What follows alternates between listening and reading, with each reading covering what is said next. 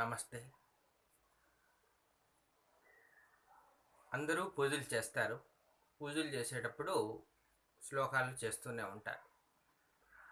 ఆ శ్లోకాలలో ఒక శ్లోకము అన్నపూర్ణే సదాపూర్ణే శంకరః ప్రాణవల్లభే జ్ఞాన వైరాగ్య సిద్ధిర్థం భిక్షాం దేహీ చ పార్వతి అనే మంత్రం కూడా ఉంటుంది.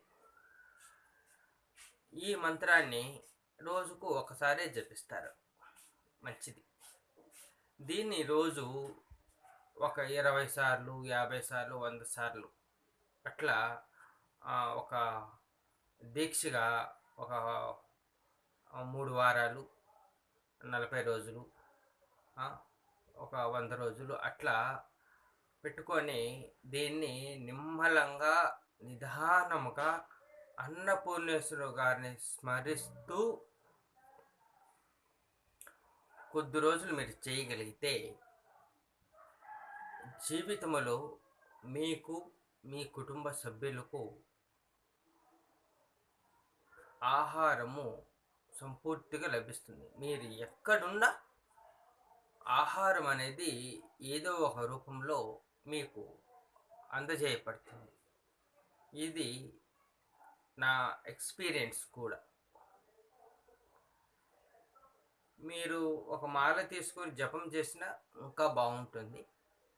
జపం చేయలేకపోయినా మీరు ఎక్కడన్నా ప్రశాంతంగా ఉన్నప్పుడు మినిమం పొద్దున్నే స్నానం చేస్తుంటారు, అప్పుడు చేస్తే బాగుంటుంది. పొద్దునంతా ఆఫీసులకు పనులకు వెళ్తారు కాబట్టి మీరు ఎప్పుడైతే విరామం మీకు కొంచెం సమయం జరుగుతుందో ఆ సమయంలో ప్రశాంతంగా కూర్చోండి. అంతకుముందు కాళ్ళు చేతులు శుభ్రంగా కడుక్కోండి. పాదరక్ష వదిలేసి అమ్మవారిని ధ్యానిస్తూ మీకు ఎన్ని సార్లు మీరు చెప్పగలరో అన్నిసార్లు ఈ మంత్రాన్ని జపించండి. ఈ మంత్రాన్ని కౌంటింగ్ కోసం జపించవద్దు. అమ్మ అనుగ్రహం కోసం జపించండి. 4 సార్లు జపించినా చాలు. కంప్లీట్ కావాలి అంటే 108 కంప్లీట్ కావాలని, 116 కంప్లీట్ కావాలని, 200 కంప్లీట్ కావాలని చక్క చేయడం వల్ల ఫలితం ఉంటుంది. కాకపోతే కొంచెమే అవుతుంది. ఎక్కువ ఫలితము చిన్నగా చెప్పడం వల్ల ఏమవుతుందంటే ఈ అంతఃకరణ ద్వారా బ్రెయిన్ సిస్టమ్కి లోపల జీవుడికి నాడుల్లోనూ ప్రవేశించి జీవుడికి చేరుతుంది. చక్రాల్లోకి వెళ్తుంది. పంచకోశాలకి కణానికి అణువులోకి చేరుతుంది. స్పీడ్గా జపించడం వల్ల ఏమవుతుందంటే అది వెళ్తుంది, కాకపోతే అంత ఎఫెక్ట్గా వెళ్ళదు. కాబట్టి మీరు జపించే ఈ మంత్రము అమ్మవారిని మనసులో ధ్యానిస్తూ అమ్మవారి నుంచి ఆ శక్తి సహస్రారానికి, బ్రెయిన్కి, ఇట్లా మీ హృదయంలోకి, అట్లా మీ కణాల్లోకి ఆ శక్తిని ఈ చక్రాలు మీకు తెలుసుంటే చక్రాలకి పంచకోశాలకి కూడా వెళ్ళి జీవుడికి కూడా చేరుతున్నట్లు మీరు భావన చేసి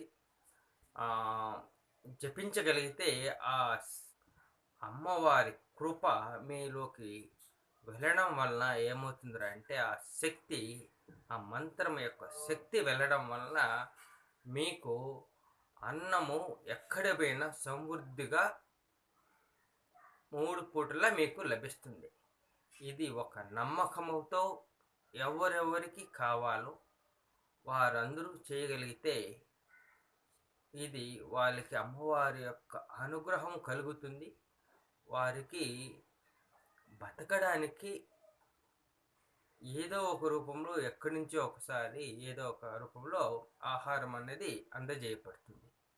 కాబట్టి అమ్మవారి మీద భక్తితో మీరు చేయగలిగితే, నమ్మకం ఉంచి మీకు అంత శుభమే జరుగుతుంది. ఈ మంత్రము మళ్ళీ ఒకసారి చెప్తాను. ఈ స్పీడ్లో అయినా మినిమం పలకండి. అన్నపూర్ణే సదాపూర్ణే శంకరః ప్రాణవల్లవే జ్ఞాన వైరాగ్య సిద్ధిర్థం భిక్షాం దేహి చ పార్వతీ. ఇది ఈ మంత్రం ఈ స్పీడ్లో పలకవలసి ఉంటుంది. ఈ మంత్రమును ఉచ్చరించేటప్పుడు మీలో భక్తి వినయము యాడ్ అయితే దాని యొక్క శక్తి ఇంకా పెరుగుతుంది. అంటే మీకు వచ్చే అనుగ్రహం యొక్క శక్తి పెరుగుతుంది. స్పీడ్గా కంప్లీట్ చేసేస్తే ఎంతో అంత ఉంటుంది. నిదానంగా భక్తితో వినయంతో చేయడం వల్ల మీకు ఆ శక్తి అనేది మీలోకి వచ్చి మీ లోపలంతా ప్రవేశించి మీ జీవుని యొక్క శక్తిని పెంచుతుంది కూడా. మంత్రానికి మధ్యలో కూడా ఒక 10 సెకండ్ల గ్యాప్ కూడా ఉంచాలి. 10 ఉంచినా పర్లేదు, నిమిషం ఉంచినా ఇంకా బాగుంటుంది. ఆ నిమిషంలో ఆ వెళ్ళి అణువుకు అంతా వెళ్ళి జీవుడి దాకా వెళ్ళి చేరి శక్తివంతం చేస్తుంది అన్నమాట. అందరూ అభివృద్ధి చెందాలని ఆశిస్తూ నమస్తే.